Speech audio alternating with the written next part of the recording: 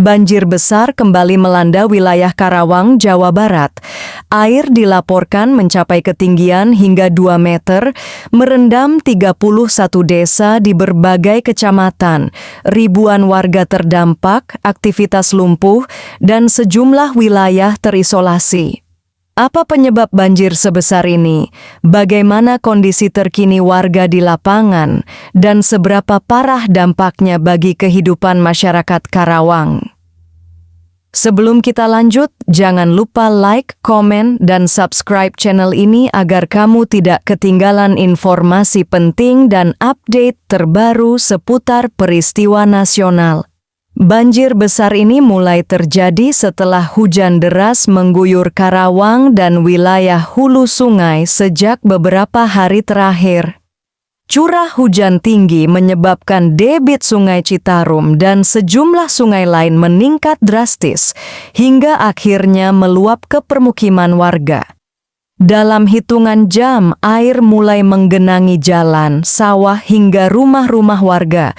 Beberapa wilayah bahkan mengalami kenaikan air sangat cepat, membuat warga tak sempat menyelamatkan barang berharga. Di sejumlah titik, ketinggian air dilaporkan mencapai 2 meter. Rumah satu lantai nyaris tenggelam, hanya menyisakan atap. Kendaraan roda 2 dan roda 4 tak bisa melintas. Beberapa jalan utama berubah menjadi sungai.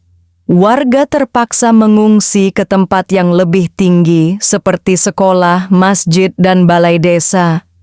Tak sedikit warga yang harus bertahan di atap rumah sambil menunggu bantuan datang. Data sementara menyebutkan 31 desa di Karawang terendam banjir dengan tingkat kerusakan yang berbeda-beda.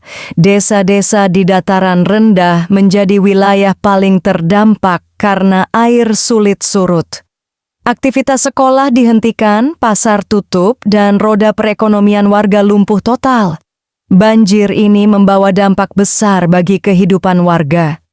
Banyak keluarga kehilangan perabot rumah tangga, alat kerja, hingga stok makanan. Para petani mengaku sawah mereka terendam, mengancam gagal panen. Di tengah banjir, warga hanya bisa berharap air segera surut dan bantuan cepat datang. Tim gabungan dari BPBD, TNI, Polri, dan relawan dikerahkan untuk melakukan evakuasi. Perahu karet digunakan untuk mengevakuasi lansia, anak-anak, dan warga yang terjebak. Posko pengungsian didirikan, namun kebutuhan logistik masih sangat dibutuhkan. Selain curah hujan tinggi, kondisi drainase dan pendangkalan sungai disebut memperparah banjir. Jika hujan kembali turun deras, banjir susulan masih berpotensi terjadi. Warga diminta tetap waspada dan mengikuti arahan petugas. Masyarakat diimbau untuk mematikan aliran listrik, mengamankan dokumen penting, dan tidak memaksakan diri melintasi banjir. Keselamatan adalah yang utama. Banjir besar Karawang menjadi pengingat bahwa bencana bisa datang kapan saja.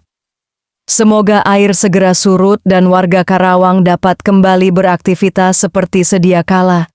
Jika menurut kamu video ini bermanfaat, jangan lupa like, komen, dan subscribe.